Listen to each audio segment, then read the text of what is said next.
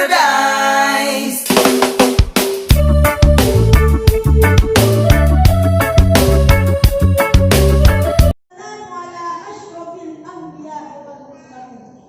Sayyidina Muhammad wa ala alihi wa sahbihi ajma'in. Dewan Hakim yang kami hormati, teman-teman dan para hadirin yang kami sayangi, dunia semakin cantik dan molek, dihiasi dengan perkembangan sains dan teknologi yang semakin canggih. Ini YouTuber sini. Akan tetapi belum bisa menyelesaikan masalah-masalah dalam lini kehidupan, termasuk adalah masalah kemiskinan. Kemiskinan telah membuat kita menjadi ruwet, mematikan diri. Duduk sudah. Bukan karena seorang miskin dia tidak meneruskan pendidikannya sehingga ia menjadi bodoh. Bukan karena seorang miskin dia tidak melihat dan mendengar berita-berita terkini atau headline news sehingga ia menjadi terbelakang. Bukan karena seorang miskin dia rela membuat rendahnya sehingga ia menjadi kutu. Masalah ini terus dan terus memutar bagaikan lingkaran setan yang seolah-olah tidak ada perubahannya. Padahal Islam telah memberikan solusi konkret, yaitu dengan cara ekonomi syariah dan penguatan kesejahteraan masyarakat. Sebagaimana yang telah disyaratkan oleh Allah Subhanahu wa taala dalam surah Al-Baqarah ayat 275 yang berbunyi, A'udzu billahi minasy syaithanir rajim. Bismillahirrahmanirrahim. Alladzina ya'kuluna ar-riba la yaqumuna illa kama yaqumu alladzi yata'abbadu asy-syaitan. الذي يتربصه الشيطان من المس ذلك بأنهم قالوا إنما البيع مثل الربا وأحل الله البيع وحرم الربا فمن جاءه موعظة ربه فانتهى موعظة من ربه فانتهى فله ما سلف وأمره إلى الله ومن آل فأولئك أصحاب النار فأولئك أصحاب النار فيها خالدون. Aku berlindung kepada Allah dari godaan syaitan yang terkutuk Mampus. dengan menyebut nama Allah yang Maha Pengasih lagi Maha Penyayang. Orang-orang yang makan atau mengambil riba tidak dapat berdiri melainkan seperti berdirinya orang yang memasukkan syaitan lantaran tekanan dan pikiran. Keadaan mereka yang demikian itu adalah disebabkan mereka berpendapat sesungguhnya jual beli itu sama dengan riba, padahal Allah telah melarang jual beli dan mengharamkan riba. Orang-orang yang telah sampai kepadanya larangan dari Tuhannya lalu terus berhenti dari mengambil riba, maka baginya apa yang telah diambilnya dahulu sebelum datang larangan, dan urusannya terserah kepada Allah. Orang yang mengulangi mengambil riba, maka orang itu adalah penghuni neraka, mereka kekal di dalamnya. hadirin rahimahullah, firman Allah yang baru kita simak bersama-sama mengisyaratkan kepada kita semua agar ekonomi kita tetap kuat. Mari kita kaji secara mendalam dalam kitab Imam Ibnu Katsir dalam tafsir Ibnu Katsir jilid 3. bahwasanya artinya ayat ini ketika Sa'ad bin Abi Waqqas bertanya kepada baginda Rasulullah SAW, Sudah. Wahai Rasulullah, aku memiliki harta yang banyak, tetapi pewarisku hanya 1 orang anak. Apakah boleh jika saya bersedekah 2/3 harta saya? Rasul pun menjawab, Tidak boleh. apakah boleh jika 1/4-nya? Rasul pun menjawab, Tidak boleh. bagaimana jika 1/3-nya? Rasul pun menjawab, Tidak tidak boleh. boleh. Seraya melanjutkan perkataannya, innaka in tadara warasatakal aghniyah bi khairum min an tadarahum alitan yatakaffafunan nas.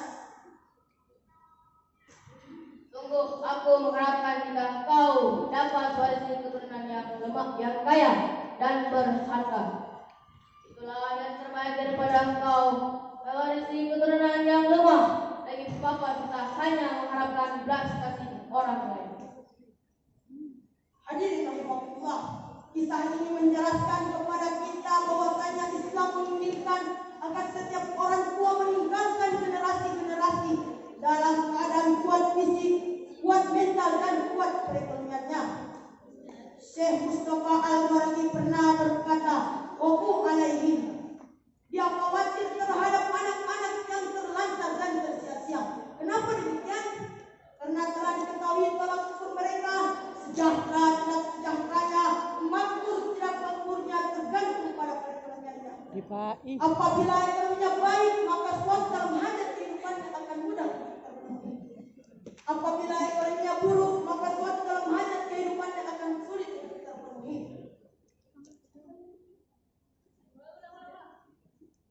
Hadirin rahimahullah, dalam dunia ekonomi terbagi atas 3 bagian. Yang pertama adalah ekonomi sosialis, di mana pemerintah secara mutlak mengelola dan mengurus perekonomian mereka.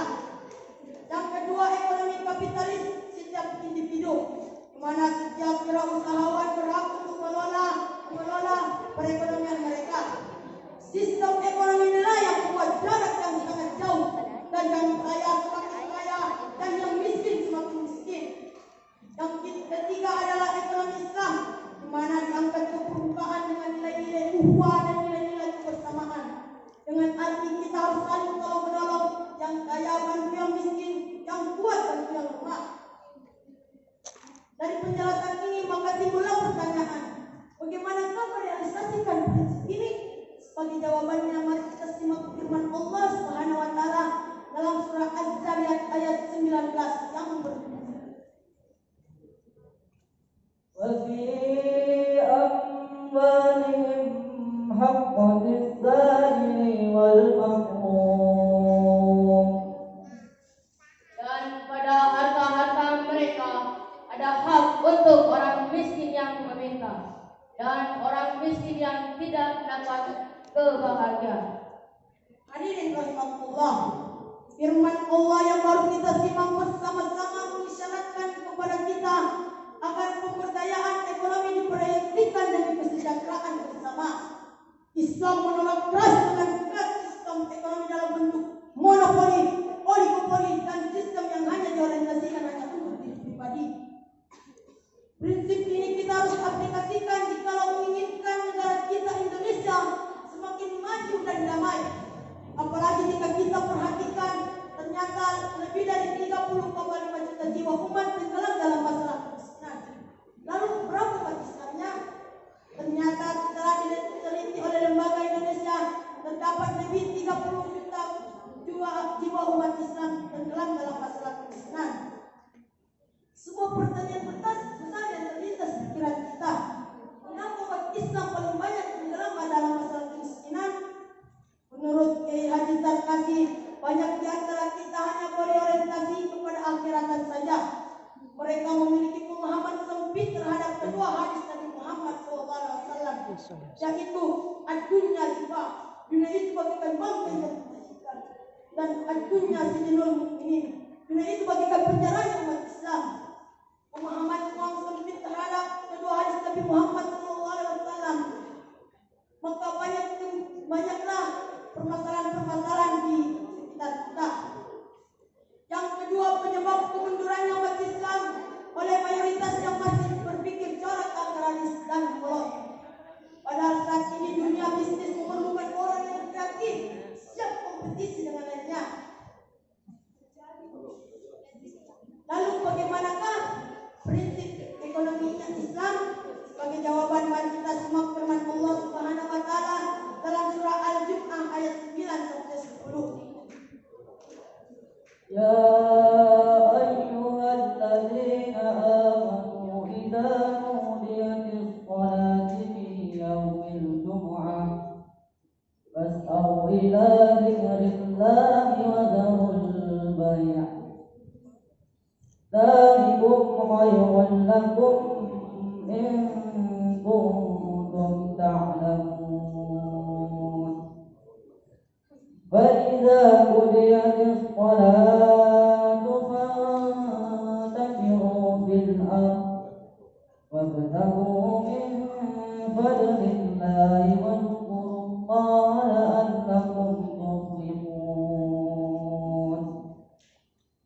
Hai orang-orang yang beriman, apabila disuruh untuk menunaikan sholat pada hari Jumat, maka bersegeralah ingat kepada Allah dan tinggalkanlah jual beli. Yang demikian itu lebih baik bagimu jika kamu mengetahui.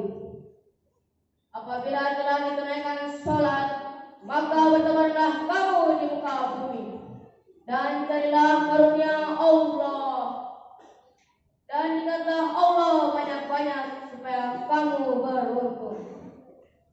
Maha besar, maha benar Allah dan segala firman-Nya. Hadirin rahimahullah, Syekh Mustafa Al-Maraghi dalam tafsir Al-Maraghi berkata, halalnya perniagaan, transaksi jual beli yang saling meridhoi antar keduanya. Sebaliknya, Islam sangat mengharapkan sistem ekonomi dalam bentuk monopoli. Sebaliknya, Islam sangat mengharapkan penipuan, pendustaan dan pemalsuan barang. Ayat ini menunjukkan bahwa ayat ini adalah sebuah dasar dari perekonomiannya Islam.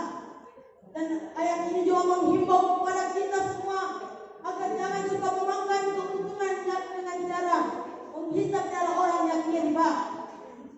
Berdasarkan prinsip ini telah diketahui bahwa sistem ekonomi Islam adalah sistem ekonomi muqawanah, di mana terdapat di dalamnya sistem ekonomi mudharabah, murabahah, dan musyarakah.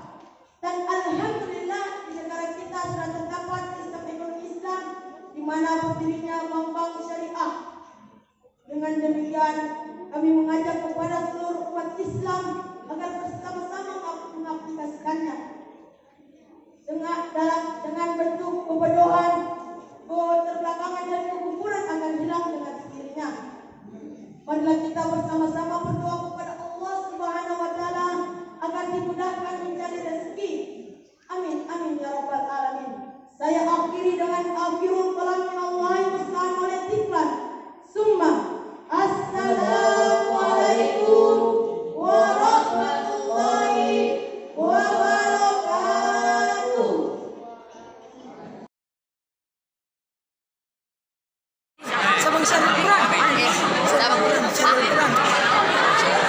Putra laki-laki.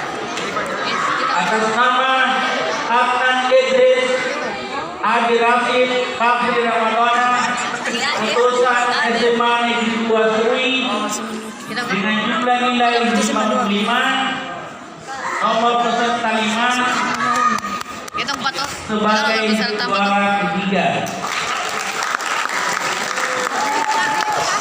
Atas nama Ahmad Badawi Ahmad Al-Fatih Timpan Firdaus utusan SMA Negeri 1 Sui dengan jumlah nilai 63, nomor tampil 4, nomor peserta 6 sebagai juara kedua.